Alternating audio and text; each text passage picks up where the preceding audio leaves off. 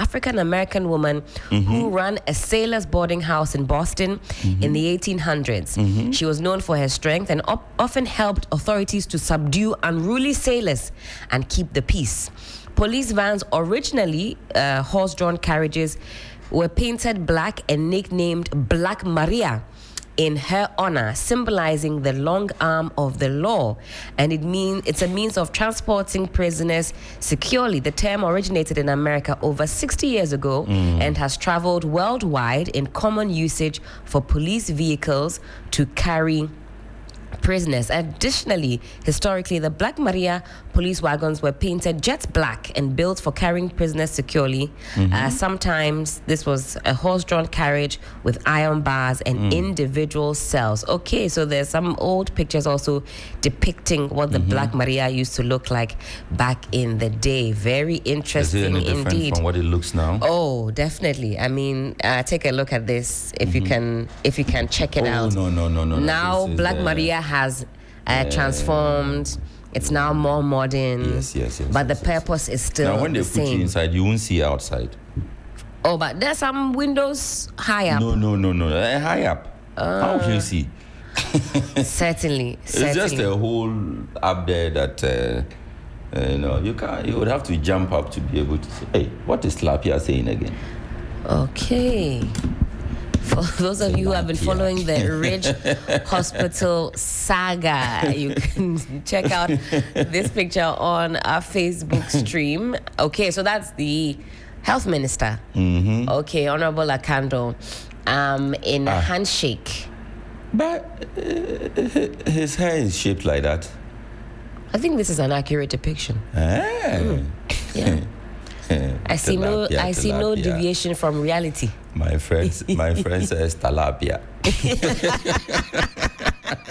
Shout out to Tilapia this morning. Some artwork there on our Facebook stream. Let me also mention that there is no Johnny's Bites this morning. Apologies for a lack of Johnny's Bites this morning. Our resident biter. But the man whispered the thing. How did Tilapia hear what the man said? He said, Mr. Minister, I'll come to your office to explain my side of the story. So he says the handshake and the whisper. And he says, so Ralph is telling the minister that, Mr. Minister, I'll come to your office to explain. Tilapia, how did you hear this thing? How did you hear it? He was whispering. And then you have that response that was given by the minister during a presser. He said, I saw a gentleman pulled up in a black saloon car, walking towards us, stretching the arm, willing to whisper something in my ears. Now tell me, should I push him? Should I shut him down? Hey, Mr. Minister, no, don't push people. Don't shut them down. And there are some nurses, often the yonder wearing green shoe, white socks, uniformed, and then you see that black saloon car also off on the side. The nurses are also whispering to themselves. So. No, Tilapia, this one, you are making the nurses look like they like Konkonsa. You see the way they are whispering to themselves. I thought we would get one in a sling with a neck brace just to depict what has also happened since then, you know? Tilapia. How did you hear this thing? How did you hear? It is well, but this story is not going away anytime soon, huh? I'm actually quite surprised by that. The minister spoke to Kemini on Hot Edition. Hot issues. Hot issues, that's it. Everything is hot. Hot issues. It comes off on Sundays on TV3. Yes. And I didn't get what the minister was trying to say. You know, they should liaise with DCs, should liaise with police commanders, and then they will have a standing. You want to deploy police to the hospitals? I don't get it. As a permanent fixture or what? That is what I don't get. I don't get it. Charlie, everything about the Rich Hospital incident exposes our failure as a people, the failure of our systems. It has got nothing to do with stationing policemen at hospitals. Why would you have policemen at hospitals, really? Hospital? No. Hospital. You want to have policemen. Why do we complicate our lives so much? Why do we do this? They are already not enough for us. So I listened to the tape and I couldn't understand exactly what the minister was trying to say.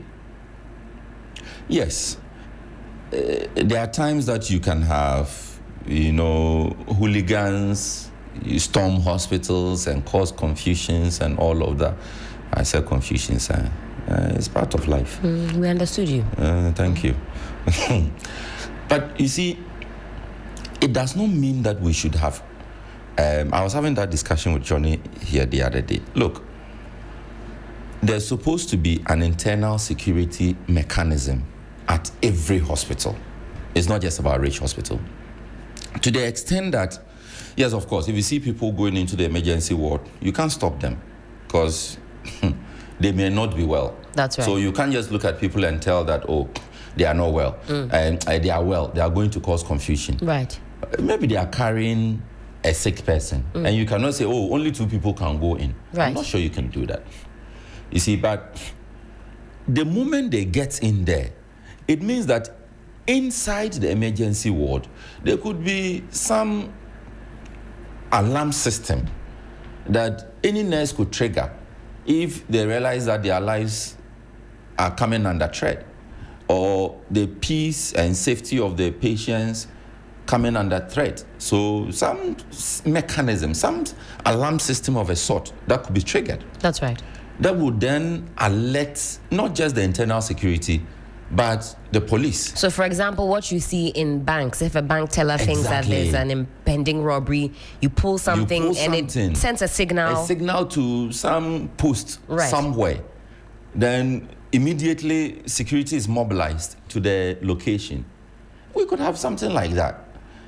But what happened at Rich Hospital is not a reason to say DCEs should collaborate with police commanders so that we will have police security. I don't get it. I don't get I suspect the minister was going on your tangents, but didn't articulate it that way, because I failed to see. I mean, like I asked, would it be a permanent fixture? Are they going to be there 24/7, or in anticipation that a distraught family member or somebody rushing somebody to the emergency room is going to lose their cool? Certainly not. That cannot be. If we share the same tangent, then I agree with you. I think so. I don't. But see, the fact that Ralph was able to do a Facebook Live for over 30 minutes, I think. Indeed.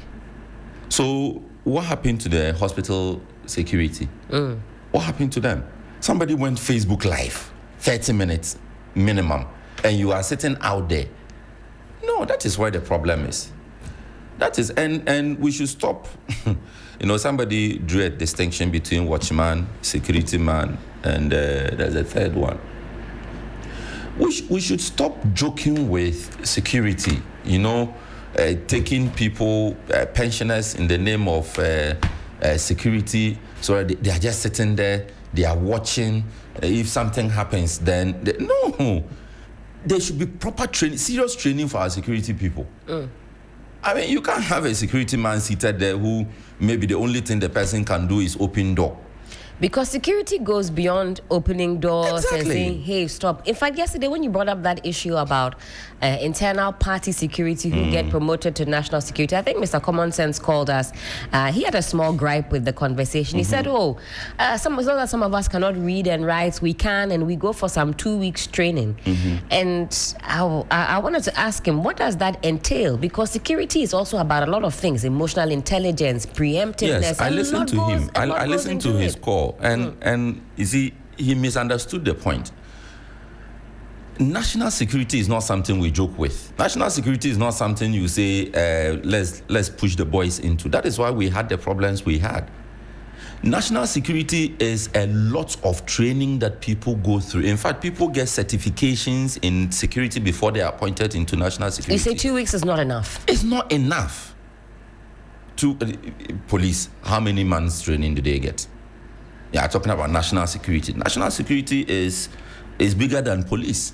I'm sorry. I'm not trying to downplay the police. That's not what I'm doing. I'm trying to make the point that the police, who, if we all understand the job of the police, even them, their training is not less than 6 months. not less than 6 months. So if national security that permeates every nook and cranny of our society, yes, you can have some of them as informants. They don't need training for that. You can have some of them, in the various communities. You have something that they pick information and they relay. There's that network. Right. Yes, I am no security person, but my reading tells me that national security people are not just seated in the office. They are all over the place. But to have them at the operational level is where the problem is. You can't have, like the people we saw at Ayaso, West Wagon, in truckloads. You tell me that they are national security operatives and they don't know how to handle crowds. They are there flexing muzzle and slapping MPs left, right, center. Come on. That cannot be national security. And when we have that discussion, we are not saying party people who don't have certificates should not be given jobs. That's not the point. The point is that you want to recruit people, there should be sufficient training. You don't have some gym boys, give them uniform T-shirts and trousers and guns, and then deploy them in the name of national security. Any country will laugh at us. They will laugh at us. Security is something we've got to take very, very seriously. How we train those that are stationed from hospital to the communities.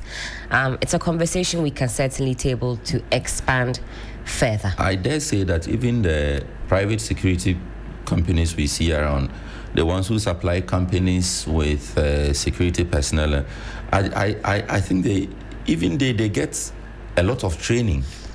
It might not be to the professional level that you expect, but they get that training. So if compare that to national security, Helen. You've met some good companies, because what I've been through recently, you know, so. Hey. I have Ghana's favorite newspaper. Yes. What is your problem? Let's kick things off. We've got a number of papers in front of us this morning. So, of course, we'll run through the headlines and then we'll get into the details. Of course, you two will have your bites this morning. We call it Community Voices. So do get ready with your submissions. I've got to say, yesterday I was very impressed. Let me read this comment. Yes. This is under our stream. And this is Paulina Mishali. Here in SA, South Africa, I suppose, security personnel have to go for training and be certificated before they can get a job in that service. I see. It's not about police or fire or prison. No, the private security. You go for training. There's that certification to show that, you've gone through this training, you have passed this training in 1, 2, 3 areas, you are qualified for this post or posting. Then that's at the private level. So imagine national security. Interesting. This is from SA. This is from SA. Okay. Greetings. This from SA. Yeah, greetings to Paulina. Thank you for following us. Thank you. And I was giving shout out to everybody who called us yesterday. The level of discussion, very impressed. And yes. For those who gave a caution to both parties ahead of the Akwetia by-election, you're doing the Lord's work. We're hoping that it's a peaceful by-election and not like what we typically see when we have these elections. We keep our eyes and ears on the ground for you. This is your Election Command Center. Today it's also on the agenda, so stick with us all the way through up until 10 a.m. Let me start off with the New Finder newspaper. The New Finder newspaper has this to say on the front page: predictable debt payments crucial for investor trust. You've got Professor Bobkin on the front page. Pakistan Rice Roadshow opens in Accra. Very interesting. Full story captured on page 9.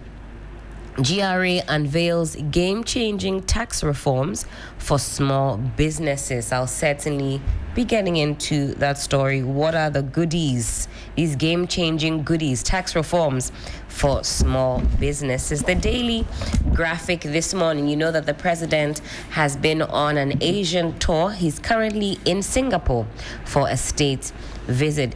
Z9 helicopter crash probe underway. Reports expected in 30 days. Yoko recovers 100 stolen vehicles, warns public to be vigilant. And you've got some pictures of high-end vehicles that we're told have been sold to unsuspecting victims. Also, I've got the New Republic newspaper. Kevin Autry faces arrest in UK. Westminster Magistrate Court closes in over $29 million fraud allegation. Julius Deborah rallies Akwetia for NDC victory. And Boku clash sparks NPP rift. Brian Champon and Baumia clash in political showdown. Another big topic that we'll be dissecting, slicing and dicing this morning. Again, do stick with us. And then finally, I've got two more papers. I've got the Daily Post here. Z9 helicopter crash. Investigation board begins work. NAF petitions Nursing Council to sanction GRNMA's David Tinkrang over derogatory remarks. He is the secretary of the, that's Dr. David Tinkrang Chum. Yes. He's the secretary of the Ghana Registered Nurses and Midwives Association. Okay. Ghana will soon have a commanding voice in the ICT industry across the globe, says Dr. Kevo, the Director General of NTA, Dr. Mark Oliver Kevo. You've got him pictured here addressing participants on the first day of the ICT week, happened yesterday. And finally, the archives. The archives front page has this to say, and I cited the story yesterday. A woman arrested for stealing 1 week old baby at Wa Market. Yes, 1 week old baby stolen in the market. Very distressing. Very distressing. Others go to the market to buy tomatoes. 1 week old baby. You go to the market to buy onion. You go to the market. Maybe you want to buy gari. You want to buy momone. Others go there. They are shopping for baby. You read the story. Let me get into it. And the suspect is pictured here. The face, however, bled out. Police in the Upper West region have arrested a 38-year-old woman, Abna Martha, for allegedly abducting a 1 week old baby boy and stealing valuables belonging to the infant's mother at the Wa Market, into bracket Kejitia. What does that mean? Wa Market, Kejitia. Yes. The place is called Kejitia. It's a station. In Wa? In Wa. Okay. I thought it was even the other way around. In Kumasi. Anyway, as long as we have Russia right here in Ghana, anything is possible. Now, according to a statement from the Upper West Regional Police Command, the incident occurred on August 10th, 2025. The suspect, who had been posing as a caretaker for another patient at the Wa Regional Hospital, befriended the baby's mother, Miss Kofi, shortly after she gave birth on August 1st. Now, under the pretext of helping this mother buy baby diapers at the market, the suspect lured her away and took advantage of the moment to abscond with the newborn and the mother's handbag. The stolen bag contained a mobile phone, cash, and other personal belongings. Now, following the incident, officers from the Domestic Violence and Victim Support Unit, DOVSU, led by ASP Madame Stella Atukia, launched an immediate investigation. Now, their efforts paid off when the suspect was located and arrested some 5 days later, August 15th, at her hideout in the Nuoboli community, Nuo Boli, Nuobollie community in the Savannah region. The police noted that the baby was safely rescued and has since she took the baby and jumped into the nearest vehicle, got away, and was with the baby for 5 days. Now, Abna Martha was arraigned before the Wa District Magistrate Court on Monday, August 18th, and she was remanded into custody. She's expected to reappear in court September 2nd, 2025. She's like all the Black Marias at that point. They'll be in Akwetia, so she'll be able to go just straight. No, but it means we have to commend the police. Indeed. A 5 day period. They were able to close the case in 5 days. at least catch her, grab the baby, reunite the baby. You know, some people will not see their mothers until 20 years later when their abductor will confess and all. This kind of baby theft is the lengths that some people will go to. I've seen documentaries where, at least this was in other jurisdictions, where people actually lure pregnant ladies who are about to give birth. They've been looking for a baby, and they will actually slice that baby out of the mother's womb. Desperation. There was one documentary like that. This lady had lied to her community that she was pregnant for about 9 months. Now it was getting to 10 months. The lady was getting desperate because the husband has been searching for a child. She has been searching for a child, even though she had young ones. She had told everybody, I'm expecting. She had fake scans. She had a fake belly. So now the time was coming, and she had to produce a baby. She puts an advert out online saying that she's selling baby clothes or she has some items for expectant mothers.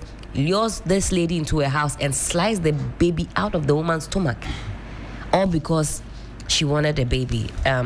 Kudos to the WA police for catching this lady and making sure the baby is reunited. In 5 days. That's a record. That's good work done. Yeah. How they smoked her out of that hideout. I'm sure there were people in the community the officers need a promotion. Definitely. Because the story we hear of the Ghana police is not like that. When it comes to investigation, intelligence, evidence gathering. The officers should be promoted. All right, a few more stories on the archives, and then we'll go to Ghana's favorite newspaper. Bawumia instigated tribal and religious politics first. That's been the narrative since the back and forth between himself and the Dr. Brian Champon camp started. Now, Brian Kennedy Champon camp's clap back insist former vice presidents cannot turn to play victim. Plot to dirty lands minister and others with Galamsey corruption tag in motion. And mining consultant questions Gold Board's receipts directive. All right, and that is it for the front page of the Archives newspaper. Let me take you to Ghana's favorite newspaper, the Daily Guide newspaper. Banner headline says, Finance Ministry in 1.3 million Ghana cedi procurement breach. And top justices, lawyers rally for Tokuno. It comes with the picture of the Chief Justice, Gertrude Tokuno. A scene during the accident is pictured here. 5 killed, 6 sustained injuries over Benihiri land dispute. And you have no overstatement of public debt. Controller is speaking. And he says that, I've forgotten the figure. You mean the public debt? The public debt, yeah. 860 something, 4 billion. You have it in your head. You are trying. Ghana, well, because I couldn't believe it. Yeah, 800. But you know, for some time, especially during the election season, there was a lot of controversy over how much our debt was. Indeed. I think he sought to. Okay, so he's dismissed claims that the public debt was overstated by 136 million Ghana cedis, insisting that recent reconciliations with Auditor General confirms the figures in government financial statements remain accurate. I'm looking for the figure. All right, you can also check it out. It's on Facebook if you're watching the stream. Okay, good. So Ghana's public debt, whole of government account, stands at 861.4 billion. Billion. You know billion? Billion Ghana cedis. Ghana cedi. Okay. There was no overstatement with this reconciliation and arrived at same figures. Kwesi Eje is controller and accountant general. Yes, so right. If there was any confusion around our public debt in the election campaign period, then it is settled. There is no overstatement of the debt. And that story is on page 3 of the Daily Guide newspaper. U.S. assessed Ghana in helicopter crash investigation. They say they are using one month. Indeed. 1 month. Let us hope that we get the results, and at least this investigation will help us reset that system. Because the stories we heard, you know, retooling of the armed forces, their machinery is not a good story. In the wake of the crash, we had some preliminary comments on what they have and what they don't have, and the machines that they have presently when they were procured and all of that. That conversation needs to be had. And also, another conversation that stemmed from this tragic incident was the issue of response times when it comes to emergencies. We know that the crash happened in quite a dense area with shrubbery, much like a forest. Yes. And it took the efforts of the residents in that area to get to the bodies first. But a lot has been said about what the protocol should look like and what it actually looked like on the day and what improvements can be made. If you juxtapose that against maybe external threats, what would our response times be like, regardless of what terrain the threat lands in? And I think that should also help us. That comes back to the question of machinery. Indeed. If the armed forces had a chopper, there's a base in Kumasi, right? If they had a machine that could take them to the scene, the crash scene. I mean, between the time they lost contact with the chopper to the time that it was confirmed that there was a crash, I don't know how much time that was. But between the time we all got to know that there was a crash and the time the military mobilized to the scene, that is where a lot of the analysis I've listened to, that's where the problem is. That's right. A lot of people are saying it was too much time. So let's come back to what they have, even in terms of transportation. So I'm hoping that this investigation will unravel all of these things so that it gives us a fuller picture and tells us where the weak points are so that we are able to do what is needful and not just expect people to perform magic in such times. Indeed. The Ghanaian Times newspaper, most authoritative newspaper, says Ghana seals deals at TICAT 9. Infrastructure agri high on agenda. Helicopter crash investigation begins. Government secures 33,600 mpox vaccine doses to boost epidemic response. Holds contractors accountable for damages to water infrastructure. PURC is speaking. 5 killed, houses torched in land dispute at Beniyuri. On the back page of the Ghanaian Times newspaper, it says Mida backs Trump administration's vision as MCC reviews global portfolio. Comes with a picture of Alex Mould. MTP gets instrument to detect, measure greenhouse gases. That's on the back page of the Ghanaian Times newspaper. The Catalyst newspaper, Mahama meets UN Secretary General at TICAT 9. Mahama lands $100 million agri deal. GIS warns public against fake recruitment scam. Minister halts illegal lagoon filling at Boom, Katamanso. On the front page of the Overseer newspaper, investigation board begins work on Z9 crash. Dr. Kesel Atuforsen is quoted. Pokua Soya champions widows' welfare in Aguna Siedro after bereavement. We will ensure a peaceful by-election in Nakotia. Opariado is speaking. ADB MD commends University of Education Winneba for launch of bold strategic plan. And government eyes 30% women in leadership by 2026.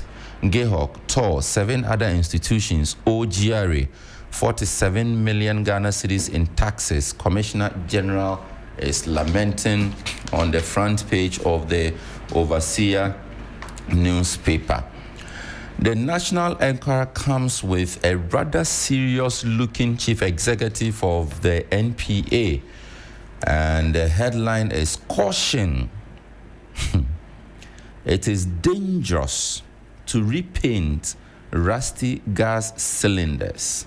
NPA to the public. Okay. Health Minister hits back at critics. I am a proud farmer. You read the headline on the petition. Indeed. There's a petition to penalize the General Secretary of the Nurses and Midwives Association. Indeed. Yes. Because of comments he made.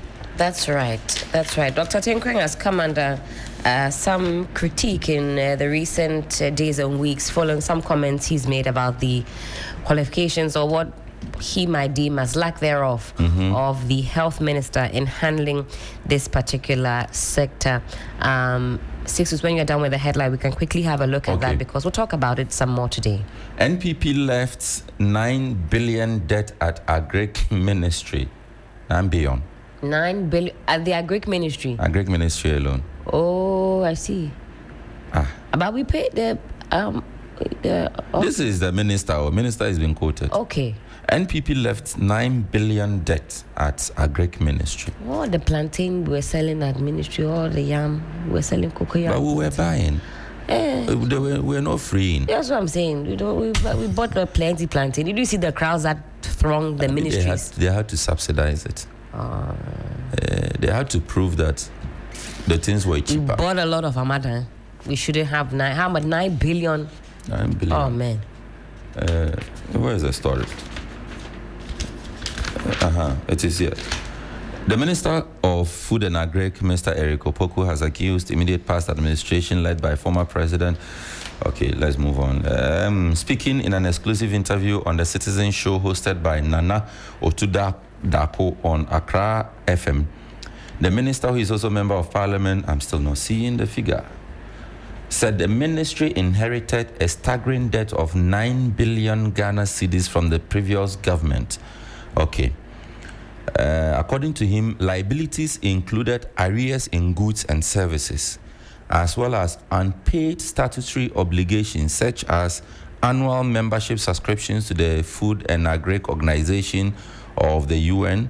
He also revealed that Ghana's inability to settle these commitments compelled the FAO to cut ties with the country. Oh, really? He further disclosed that upon assuming office, his ministry discovered an outstanding debt of 27,000 tons of cereals owed to ECOWAS. Yeah, this story came out. We owed ECOWAS, I don't know if it's been paid. We owed ECOWAS some food. We had gone to borrow food. Indeed. But that's not the whole 9 billion, is it? That's not. I'm still looking for. The matter, he said, was promptly referred to the Ministry of Finance to commission an audit, highlighting the importance of the sector. Minister stressed that the ministry is central to government's flagship. Okay, we know that. Quote, the new program is aimed at reducing food prices by... the figures are not here. But that is a curious thing to search for. We need to find out. And see what the breakdown looks like. 9 billion, one ministry. 9 billion Ghana cedis. And of course, that is part of our 861.4 billion national debt stock. All right. Barry Okujeto Barry's father this Saturday. President's visit to Japan. Ghana secures $100 million for new agricultural project. Foreign Minister is speaking. Julius Debra. Digital economy at the heart of Ghana's growth strategy. That's it for the National and Current newspaper. I wanted to get into that story concerning Dr. Tinkrang, and then we can open up the phone lines. Okay, so the Ghana National Association of Farmers and Fishermen, NAF, has petitioned the Nursing and Midwifery Council, NMC, to take disciplinary action against Dr. Tinkrang Chum. He's the General Secretary of the Ghana Registered Nurses and Midwives Association, GRNMA, over what it describes as derogatory and unprovoked comments. According to NAF, Dr. Tinkrang, during an interview on Asempa FM's Ekusi Sing program on August 22nd, 2025, made offensive remarks about the Minister of Health, Kwabena Minta Akando, as well as Ghanaian farmers. The association insists that such conduct is unbecoming of a professional leader whose position demands integrity and respect. In a statement signed by its president, Michael Tete Kwete, and the General Secretary, Dr. Abutu Kapori, NAF said it had earlier called on Dr. Tinkrang to retract his remarks and apologize to farmers and fishermen within 24 hours, but he failed to comply. I'm quoting here, "Farmers and fishermen are the backbone of Ghana's economy and food security. It is therefore deeply troubling and unacceptable that the leader of a professional association such as the GRNMA would use such offensive language to denigrate them," the petition read.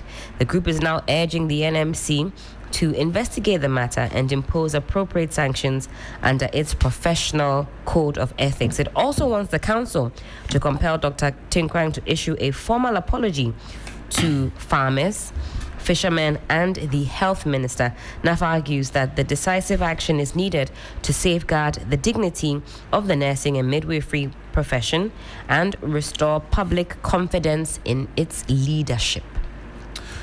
In the meantime, there's a response from Health Minister captured on page 6 of the National Enquirer newspaper. It is titled, "Health Minister Hits Back at Critics. I am a proud farmer." The story is by Jamila Wahab. It says, Ghana's Minister of Health, Kobna Minta Akando, has strongly defended his agricultural background, declaring that being a rice farmer does not undermine his ability to serve as the nation's health minister. Addressing the media in Accra on Thursday, August 21, the minister responded to criticisms from Dr. David Tinkrang, the General Secretary of the Ghana Registered Nurses and Midwives Association, who argued that his lack of medical training and his farming background made him unsuitable for the role. Dr. Tinkrang had accused Mr. Akando of mismanaging recent incidents of violence at Rich Hospital and claimed the minister lacked insight into hospital operations. But in a firm rebuttal, and I'll give you the quote. All right. "I am proud of my background. I am a farmer. And before my appointment, I was one of the largest rice producers in this country. That is not something I am ashamed of.